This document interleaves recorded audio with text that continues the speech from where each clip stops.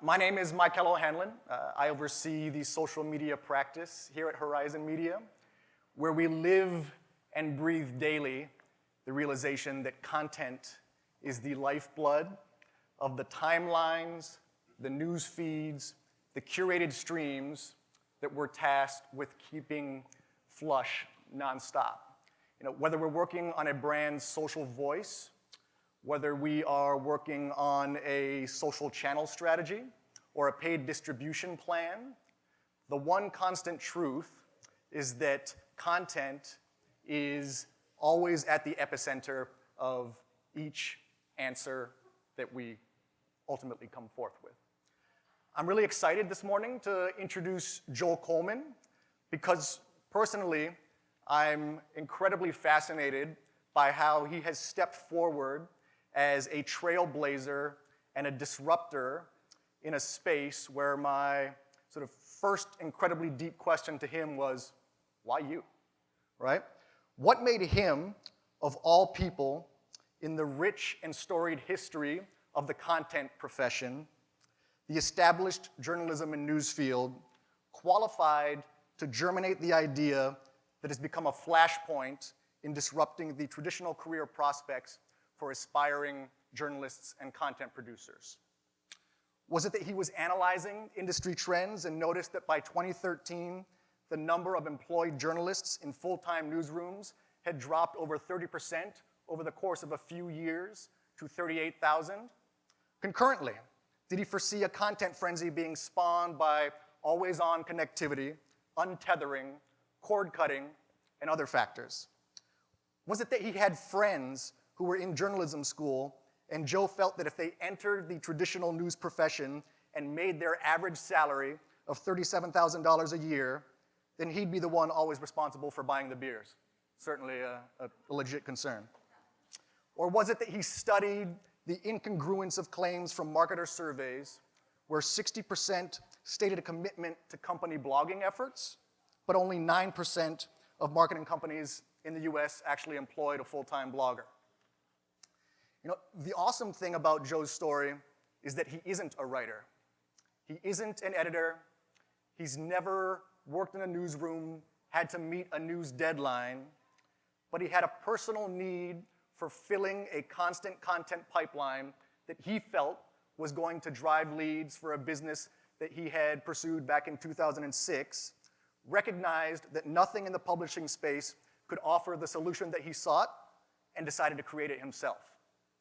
Enter Contently, which, mind you, now boasts a network of 55,000 gainfully employed content creators who, on a full-time average, earn $70,000 a year. Joe, your friends, happy hours everywhere, and certainly not least the legion of publishers and brands navigating the transition to becoming publishers, thank you. Ladies and gentlemen, Joe Coleman. All right. Thanks, man. All right. Thanks, Mikhail, for the nice intro. He actually asked a lot of hard questions there, and I think you may have destroyed my confidence, so I'm probably just going to excuse myself. So as Mikhail said, I'm not a journalist by trade. My story is I come from Idaho. So I was born in Idaho, grew up in Idaho. Is anybody from Idaho in the audience? All right. No? Okay. Taylor promised me that we would have some Idahoans, and okay. So yeah, I was born in Idaho, grew up in a very kind of rural area, and actually grew up on a farm and came from a long line of farmers and people that grew up in that sort of way. And for me, as a kid growing up in Idaho and growing up in that environment, it just never really stuck with me. And I did what any kid that doesn't want to be outside working on the farm does, and I got really involved in the internet and technology. So at age 14, I really dedicated my life sort of unwittingly to computers and learning how to program, playing a lot of video games, generally being sort of dorky and unpopular. And what happened was when I was about 16 years old, I created my first company. And this company was called fungrams.com. This was back in 1999, so it was sort of early to mid-internet days. And Fungrams was a greeting card site. So it's not like anything you see today with the greeting card sites that are actually professional and have things that actually look good. This was back in '99 when people were first getting email. They were looking for things to send to their friends. They were actually trying to figure out how do I get more email, which is sort of an insane problem today. And so what I was able to do was go out and create these greeting cards that had a lot of animated GIFs on them. They had Comic Sans font everywhere. And really didn't know what I was doing, but what happened was people started sending these things to their friends, and because the site was one of the first sites of its kind, it really took off. And so I was this high schooler in Idaho sitting in my mom's, I guess I wasn't living in the basement, but kind of that analogy, right? And the site took off and became one of the top 200 most trafficked sites in the world. And they quickly started getting millions and millions of visitors coming to it every month. And it was really cool, but I had no concept for what was happening. So in retrospect, what I was participating in was the initial dot-com boom and bust, which now is a little bit more of a experienced internet entrepreneur I really value. But at the time, it was cool to be a part of that. And as a function of that, I also ended up making way more money than any teenager should, and had no idea what to do with it. So I remember vividly at the peak of this going to my mom and saying, I bought my skateboard, I bought my car, bought my video games. I don't know what to do with the rest of my money.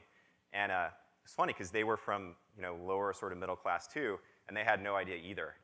So what we ended up doing is we ended up going to an investment advisor in the small town where I lived. The investment advisor had said, of course, put all your money in tech.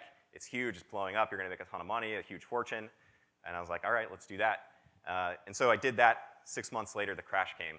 And not only lost my business, but also lost the bulk of the money that I had earned at that point. And so, I think if that were to happen to me today, I would be crushed.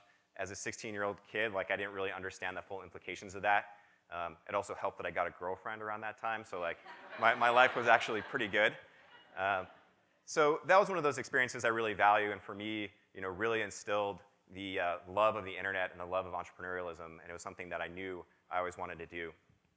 So after that, went to college in University of Idaho, studied philosophy, kind of interesting, taught me to write, totally useless beyond that.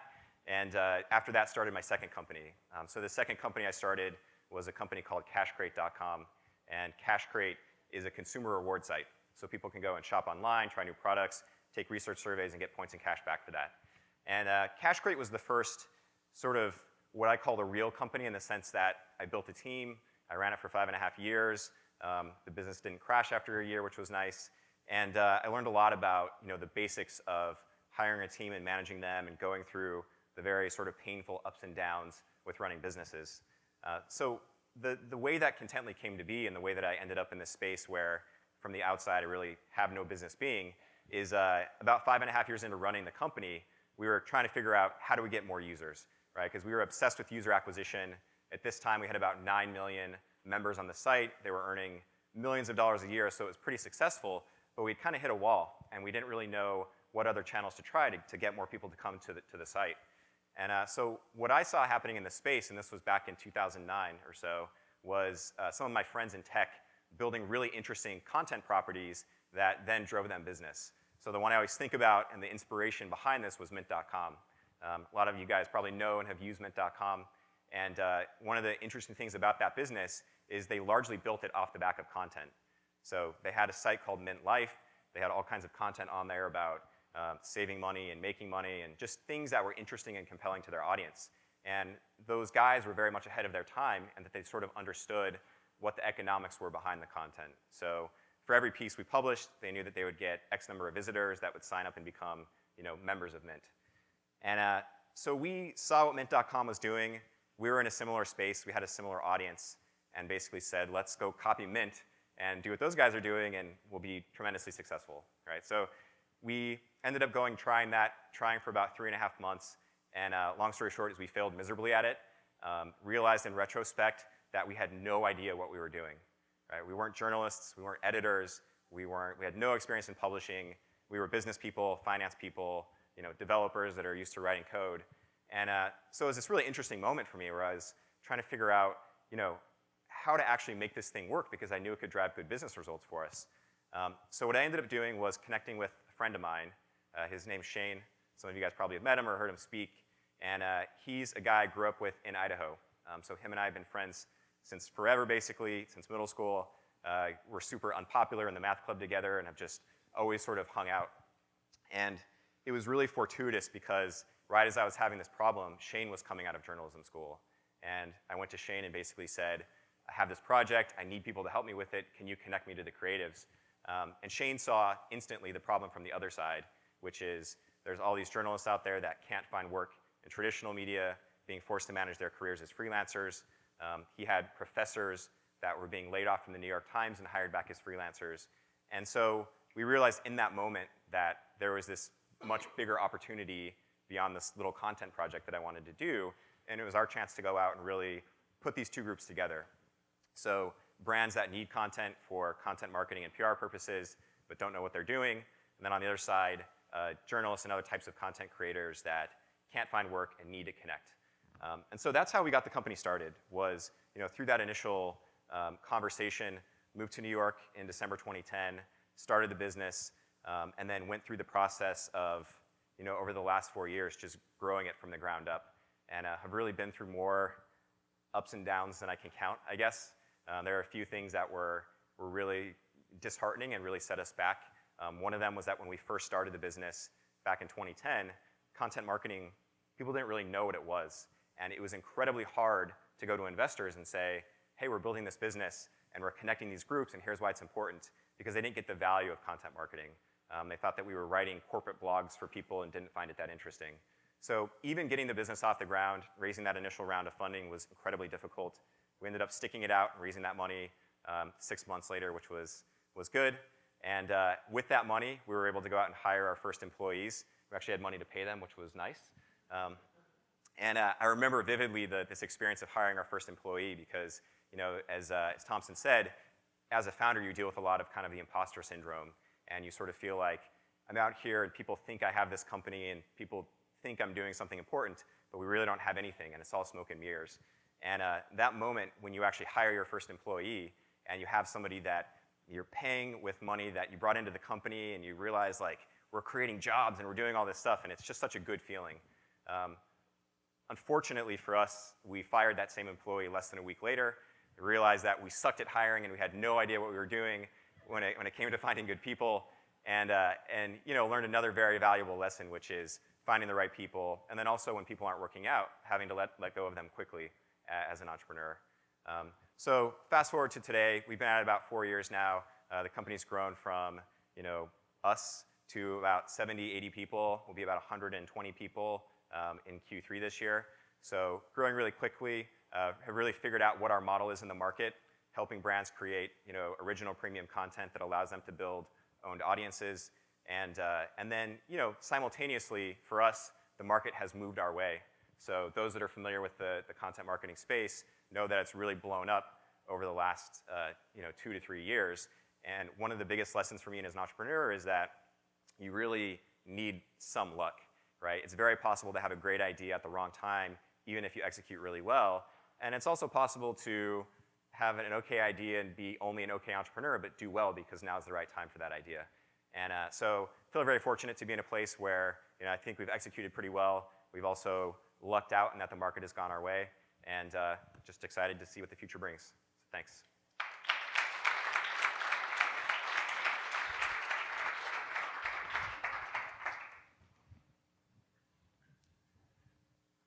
Awesome.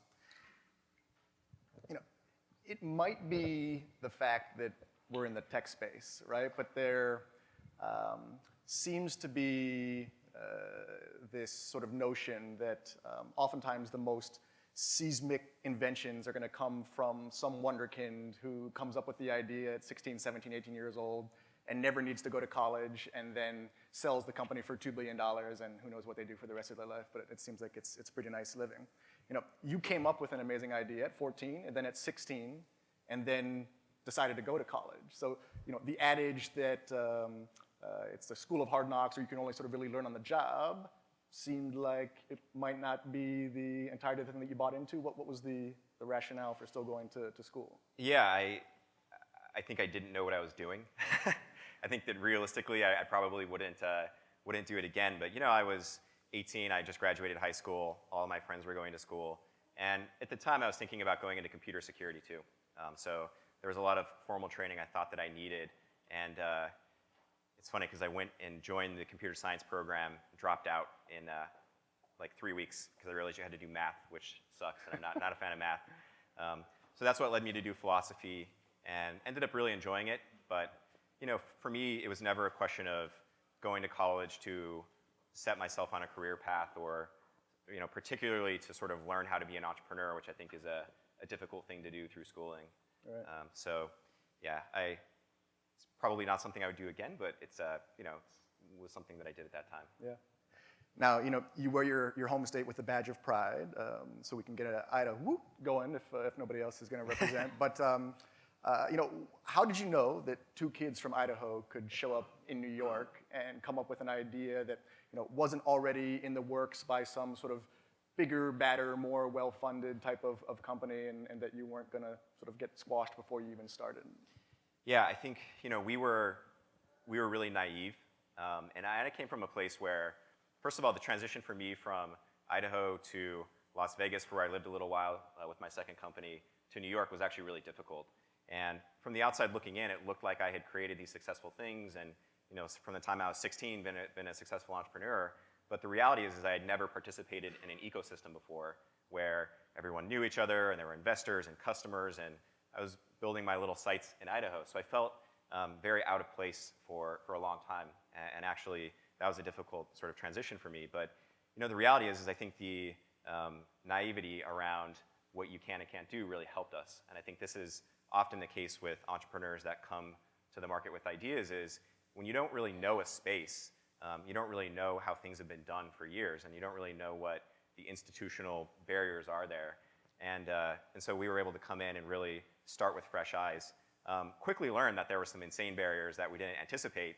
And I think if we had known kind of what the challenges were at that point, we may not have even gone through with it. So I think in some sense, not actually having a lot of experience there, or at least not necessarily caring, what the incumbents look like and what's happened before is a big advantage. Yeah. One of the things that you shared with me offline were a little bit more of the sort of detailed steps that have taken place in terms of seed funding and stage 1 and stage 2, and how at your sort of most recent round, that has been the linchpin for now being able to hire on an executive team.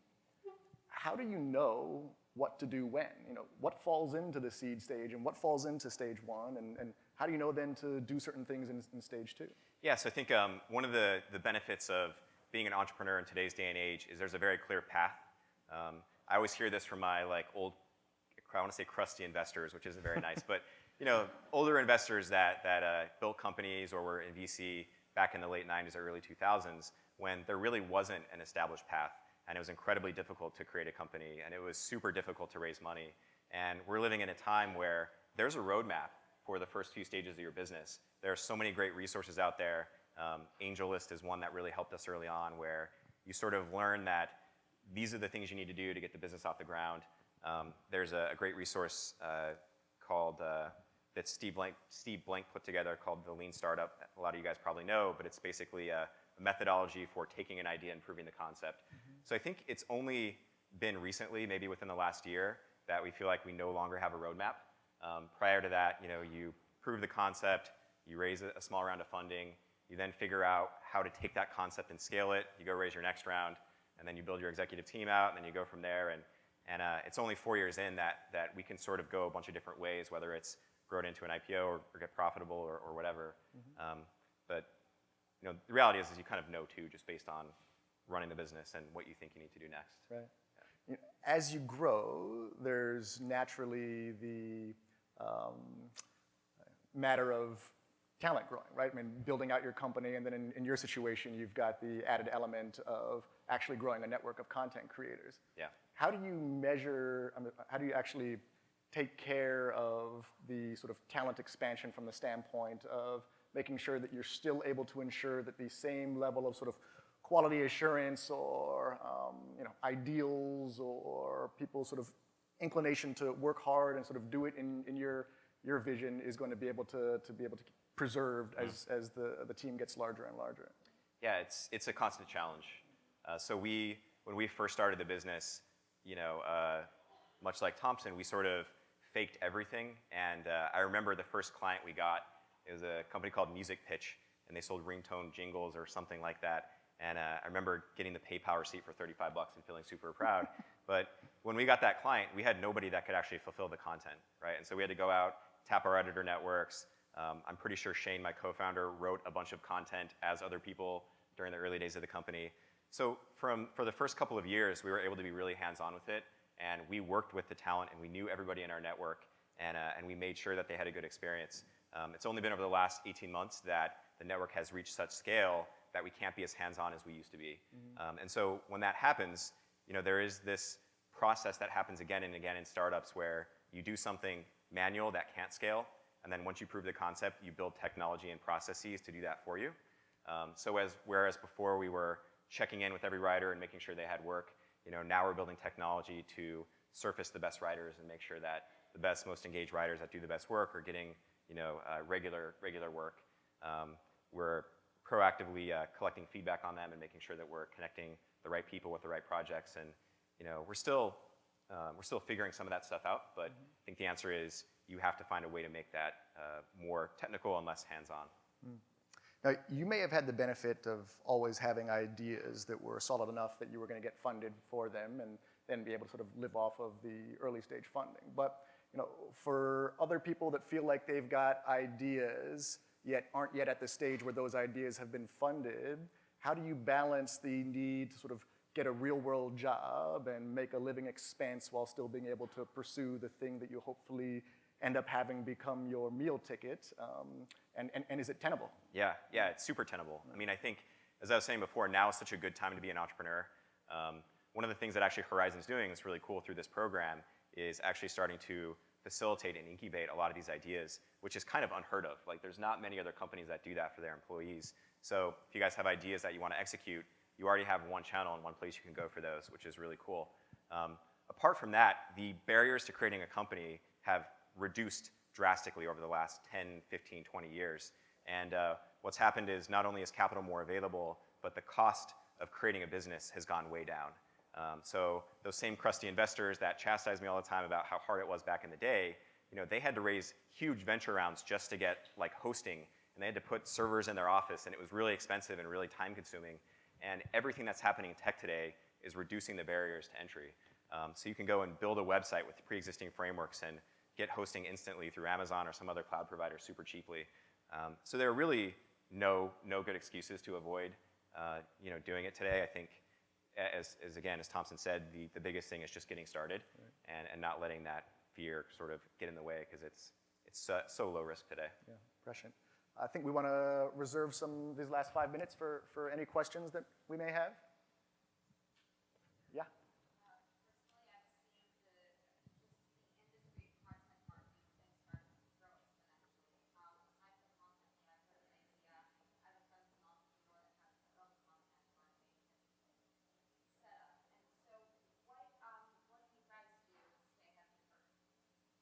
Do you mind just quickly repeating back the question just so we can... Yeah, the question was, as more and more competition enters the space, what do we do to stay ahead of the curve?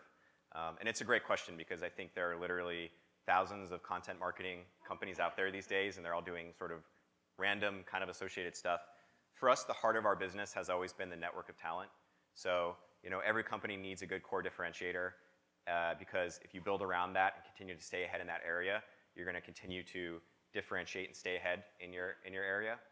So for us, that network of 55,000 professional journalists, which we've recently expanded to video, illustration, photography as well, has been our big barrier, where that's not something you can build easily, and that's not something that a new entrant can offer very quickly.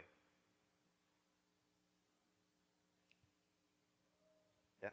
I think there's an old adage, I think Biggie said it actually, that business and friends, or in this case business and family, it doesn't mix necessarily all the time. And the ebbs and flows of an entrepreneurial startup, how have you managed to maintain like a solid friendship or relationship with your best friend while also maintaining the business? Props for the Biggie quote there. Yeah, that was nice. Yeah. It's hard. It's been easier for us than it is for some, because our business has gone well. And there's a saying, I don't think it was Biggie, but I think it was maybe Mark Cuban, that sales cures all ills. And it's really true. Like, when things suck and things are horrible and things feel like they're falling apart, when you close that deal or you have a great quarter, it solves all those problems. So we've always been able to come out of any downturns we've had, because the business generally has been going well, which is nice. Also, I think Shane and I are not super type A, in-your-face type of people. We kind of have that Midwestern mentality, even though Idaho's not technically Midwest, but you guys probably don't know that.